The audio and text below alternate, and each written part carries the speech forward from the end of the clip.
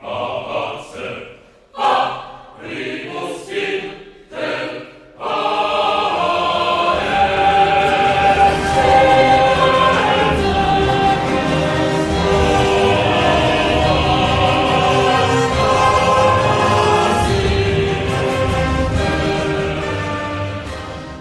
1997, Ilia Topuria was born in Halle, Germany to Georgian parents.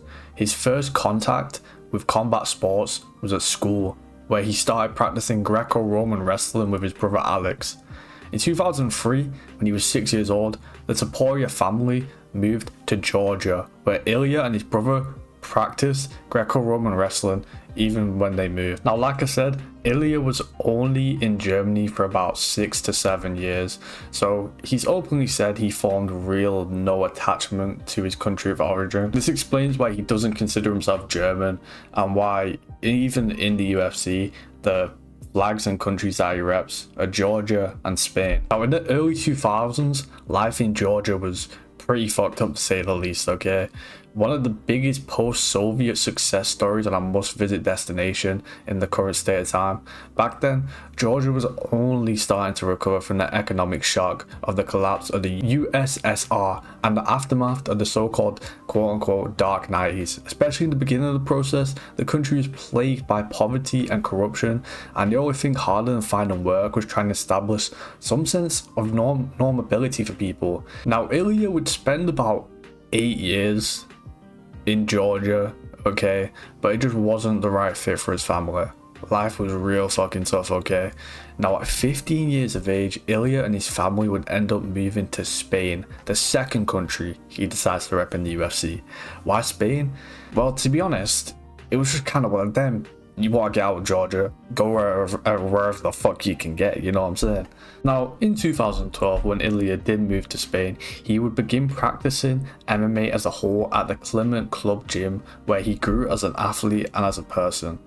And just 3 years later, he debuted as an MMA fighter in local promotions, okay? His perseverance and commitment become more and more evident. Now we move to 2018, where at this point, Ilia is 6-0.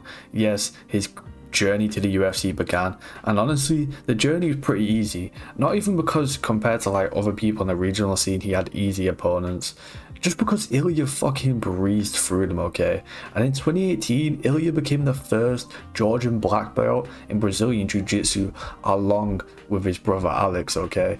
And for the rest of Ilia's career outside of the UFC, he'd fight in, promotions that you probably know, like Brave and Cage Warriors. Now in 2020, at 8-0, where Ilia would pick up primarily submissions with a knockout on the way, he'd finally make his UFC debut. Now, Ilia as a fighter is about as perfect as you can get, okay? The guy has great wrestling, great submissions, and is arguably the best boxer in the UFC, which will be found out in his next fight. But Ilia on October 10th, 2020 would make his UFC debut at UFC Fight Night 179, Marias vs Sanhagen, and he'd fight UFC Zalal.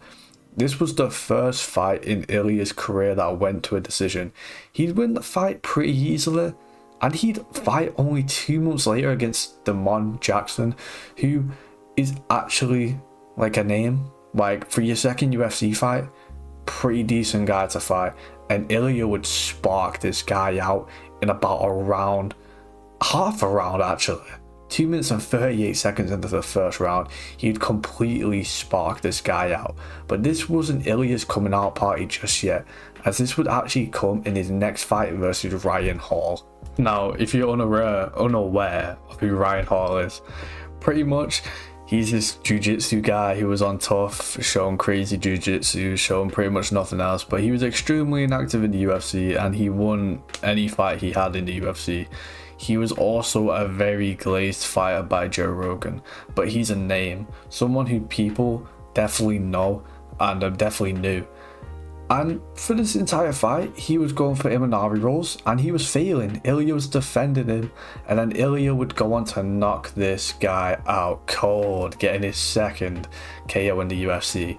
I think this is the first time any UFC fans really took notice of Ilya, but he definitely wasn't someone who was being put out there as a future champion. Now, Ilya's next fight would actually be at UFC Fight Night 204, Volkov versus Aspinall, which was in the UK, okay? And before us, And before we get to the actual fight, there was some beef beforehand. Just 4 days before the event, Ilya would get into a fight backstage with the UFC's biggest rising superstar in Paddy Pimblett.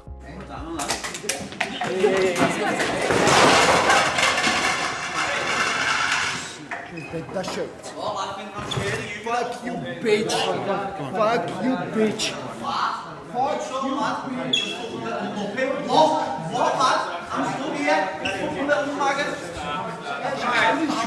Now, that interaction was fucking weird as fuck. Fucking throwing hand sanitizer at him and shit. But it definitely put a spotlight on Ilya. Now, his actual fight would be against Jai Herbert, who I personally think is like a really underrated fighter. I think he's actually a really good striker. But Ilya would face trouble against Jai Herbert, and overall Jai Herbert is kind of a nobody. Ilya would get sat on his ass with a head kick, okay, getting knocked out and get hurt for the first time in the UFC, and so far the only time, including up to now. But he'd go on to knock Jai Herbert out cold again. Not again, he didn't knock him out twice, but he'd get his 3rd KO in a row. 4 wins, 3 KOs. Now, this was a mixed performance because obviously, you know, he knocked Jai Herbert out cold, but he also got sat on his ass. And for his next fight, this would be his big, you know, step up in competition against another rising prospect in Bryce Mitchell. And this would be the last event of 2022, Blachowicz versus Ankalaev. And before I get into the fight, that beef with Paddy Pimblett was fucking continuing because Paddy was on this card as well. Yeah, Espanol, because you're Spanish. Yeah. You pretend to be Georgian when you're not. You were born in Germany and you live in Spain. Try to do it in Spain. You were born in Germany and you live in Spain. You're a little mongrel. Shut up. That's what you are. You're a little mongrel. Shut up. If not, I'm gonna stand up and I'm gonna crash your face right here. Do it then, you little fart. You have another question? Do it. Do it then, you little pussy. What? Do it. Do it. Come on, do something then. Do something, stand up. What'll you do? You'll do nothing. You'll do nothing, you little fart. Go and sit back down. Sit back down, you little pussy. Puta. Fucking pussy. Fucking Scousers, man, shit. Shit, I don't blame Ilya for getting angry, you know what I'm saying? But anyway, no disrespect. But at this time, man, Paddy was highly rated. You gotta think this was the press conference leading up to the Jared Gordon fight. The Jared Gordon fight hadn't happened. People were thinking Ilya's a fucking idiot beefing with this guy, okay, and it's gonna make her look like an idiot, ain't gonna go far, and Paddy's gonna be a champ, while Ilya's gonna be a random nobody. Obviously that won't end up happening. But anyway, this fight against Bryce Mitchell would go pretty much perfectly for Ilya, and this is when people were like, damn, this guy's fucking legit, okay. He'd beat Bryce Mitchell by submission, yes, submitting Bryce Mitchell, who, you know, Bryce Mitchell might be the fucking submissions guy, even though I think he only has 1 sub in the UFC, as far as I'm aware. That was a twister, which is pretty cool, but you know, and he would dominate him, absolutely dominating him, and this fight would earn him a fight against a top contender in Josh Emmett. And this fight would go practically perfect for Ilya, okay? He'd fucking 50-43 this guy. I think one judge gave it 50-42. Ilya's shown that he was truly one of the best fighters in the UFC, okay? A true threat to the Max and Volkanovskis of the world. And this fight would, you know, really put eyes on Ilya like never before. He was being seen at this point as someone who could genuinely become a champion, and that shot would soon come against Alexander Volkanovski. Now, on the lead up to this fight, Ilya would become quite hated, and this is why I've made him the most disrespected fighter in the UFC.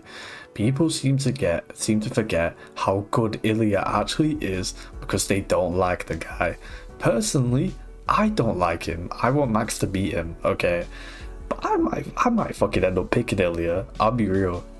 You know, this guy was doing a lot of cringy things, you know, just dissing Volk, who's like a very liked fighter, you know, fucking grabbing the belt, which got a lot of comparisons to Conor, not good ones, just making it seem like he copied him. You know, just a bunch of unneeded trash talk. I think it's better than being boring. Okay. But this rubbed a lot of people the wrong way. And many people, because of this, saw a Volk masterclass incoming. Now, I picked Volk, which was probably had some bias in it, I'll be real. But people disrespect Ilya's fighting abilities because they don't like the guy. Okay, and I think that's the facts. But he would go on to knock out pound for pound #1, or at the time, the Makachev rematch happened, so pound for pound #2, Alexander Volkanovski, knock him out and become UFC featherweight champion of the world. Now, Ilya has caught a lot of flack because he's actually making his first defense this month. This video will come out before the Max one, so it won't be this weekend yet. Still like 2 weeks away. But he will be making his first defense against Max, and he's caught a lot of flack during his title reign. You know, a lot of people saying he's inactive, which he kind of has been. You know, you took no damage in your Volk fight. Why has it been fucking 10 months? You know, a lot of people say he's been very cringe, all that type of shit. But all of this has just led to people disrespecting Ilya's fighting ability, acting like he ain't a top 3 boxer in the UFC at the bare minimum. He may even be the best, and we'll see it pretty soon. And just due to all this disrespect, and people forgetting how good he is, I think Ilia Topuria is the most disrespected fighter in the UFC.